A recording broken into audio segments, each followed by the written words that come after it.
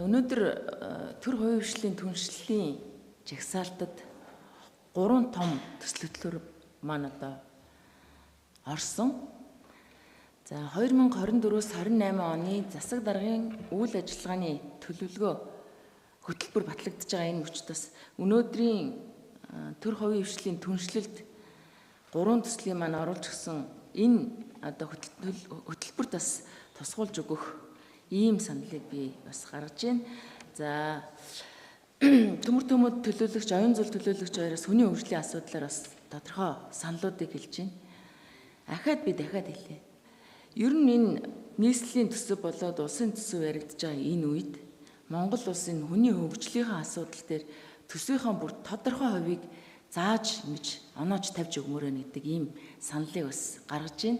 За энэ төсөв хариуцж байгаа нийслэлийн засаг даргын тамгын газар Эрдэнэ Одрах дарга, за амгалан дарга та хэд бас яг өнөөдөр байшин гэхээсээ илүү хүнлүү чиглэсэн хэдэн төгрөгийн нийслэлийн төсөв 6.6 их найт төгрөгийн дотор ч байна гэдгийг дараагийн хурал дээр би 2026 оны хөгжлийн төлөвлөгөө 26 оны төсөв ярихад би ярина шүү. Тэгэхээр энэ тоон дээр та хэд маань бас тодорхой саналтай орж ирээрээ.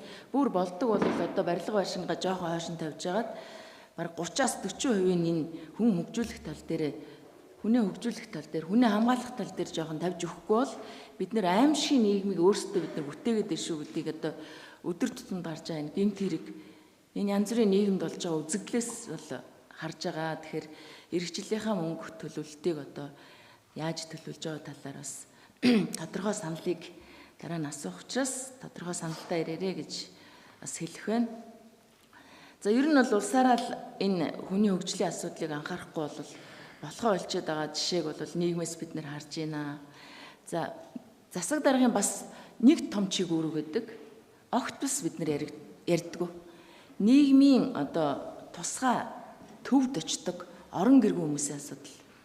За энэ орон гэргүй хүмүүсийн асуудлыг бид нэр хохино гэж таяж болохгүй. Нэг ээжийн охин, нэг аавын хүү одоо тий нэг охины аавын одоо хүүгийн аав ээж тэнд ингээд халтраад очсон нийгмийн одоо гадна талд очсон ингэ явж байгаа. Тэрийг аль болох одоо хөдөлмөрийн чадвартай болгох, нийгэмшүүлэх. За тэнд очиж байгаа хүмүүс олон талаас очдог тий. Олон жил 20 ангид торигдож байгаад орон гэр нь хүлээж авах ойлоод очиж байна. Энэ хүмүүсийг яаж нийгэмшүүлэх юм? Зөвхөн барилга байшин одоо бид нар бас өнгөрсөн оны төсвүүдээр бүтэн мөнгөний тавьж өгөөд барилга байшингийнхаа асуудал шийдсэн. Цаашдаа энэ хүмүүсийг 500 хүн байгаа. Энэ хүмүүсийг нийгмийн хүн болгоход нь засаг даргын үйл ажиллагааны мөрийн хөтөлбөрт хэдэн төгрөг тусгаж хэдэн хүнийг тэр төв бол ер нь хөнгө болох хэвээр. 30 он, 40 он хэдэн онд тэр төв хөнгө болох юм. Яг энийг бас 2024-с 26 оны хөгжлийн төлөвлөгөө ярихад бас асуу шүү. Тэгэхээр та хэд маань хөгжлийн төлөвлөгөөн дээрээ бодиттой саналтай орж ирээрэй гэдэг бас энэ саналыг би хэлэх гэсэн. За нийгэм ядуу байгаа учраас хүмүүс айгүй их архин донтож байна. Ажилгүй байна. Авсан цалин ажил одоо амьдралд нь хүрэхгүй байна. Тэр үтэл өнөөдөр 100 эмэгтэй төрөхөд бараг 90 сэтгэл утралтай хүүхдээ хараад гэртээ харж байна. Энэ юунаас болоод байна? Биднес судалж үзэх хэрэгтэй байна. Энэ бол манай нийслэлийн асуудал биш. За чиг үүргийн хувьд яамны асуудал, засгийн газрын асуудал гэж бид нэр бас хойшин тавьмаарг байна. Энэ дээрээ тэгэхээр цаашдаа бид нэр Улаанбаатар хотод архин дондчод байгаа хэдэн хүн байгаа.